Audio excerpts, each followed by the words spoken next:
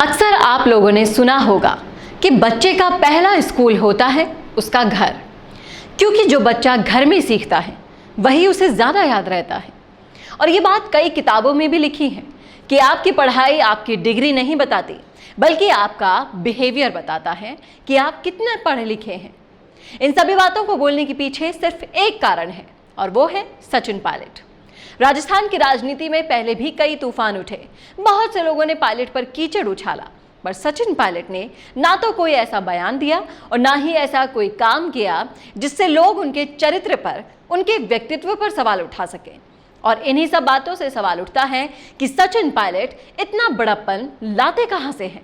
नमस्कार, मेरा नाम है चेतना और आप देखना शुरू कर चुके हैं राजस्थान संवाद।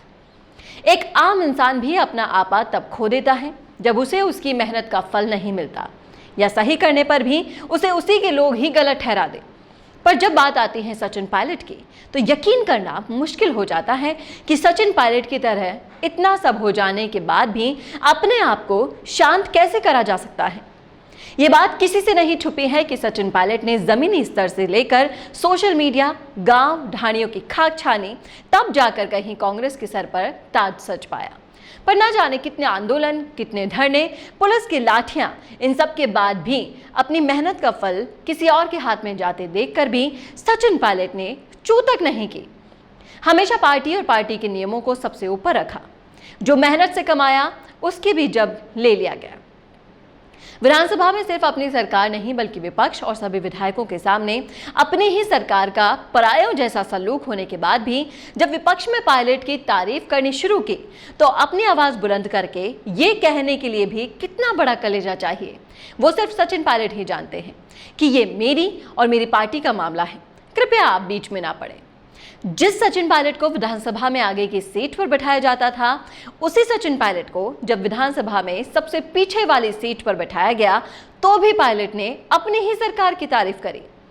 सचिन पायलट के इस व्यवहार के पीछे हैं उनके संस्कार, क्योंकि सचिन पायलट ने जिस इंसान को अपना आदर्श माना है, जिनसे पायलट ने राजनीति सीखी है, वो और कोई नहीं बल्कि स्वर्गीय श्री राजेश पायलट है।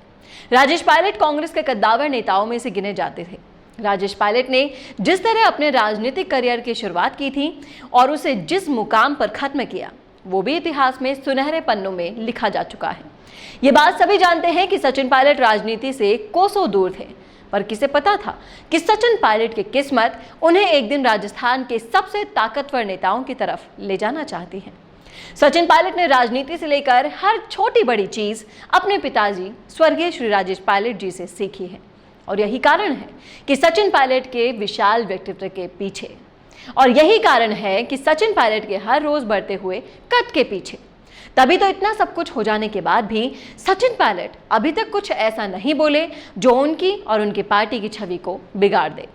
किसी बड़े इंसान ने खूब कहा है कि जब पेड़ की जड़ें मजबूत होती हैं तो उस पर अक्सर फल भी अच्छे ही लगा करते हैं। तो ये थी राजस्थान की राजनीति पर हमारे चैनल राजस्थान संवाद की खास रिपोर्ट। कैसी लगी आपको ये रिपोर्ट, आप हमें कमेंट करके बता सकते हैं कमेंट बॉक्स में। साथ ही ऐसे ही राजस्थान की राजनीति में अपडेट रहने के लिए आज ही सब्सक्राइब कीजिए हमारे चैनल राजस्थान संवाद को। तुम्हें जानता कौन है?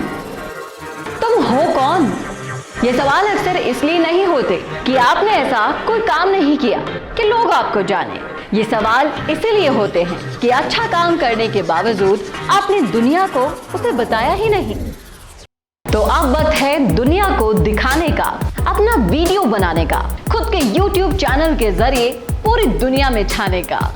इसके लिए मिशी मीडिया सॉल्यूशंस आपको देगा सारी सर्विसेज, वर्ल्ड क्लास स्टूडियो से लेकर big screen touch panels, anchor से लेकर एडिटर्स और राइटर्स तक, सब कुछ एक ही जगह पर। तो अब देर मत कीजिए, क्योंकि अगर ये सच है कि हमारे जाने के बाद हमारा काम ही रहता है, तो अपने काम और अपने नाम को बढ़ाइए।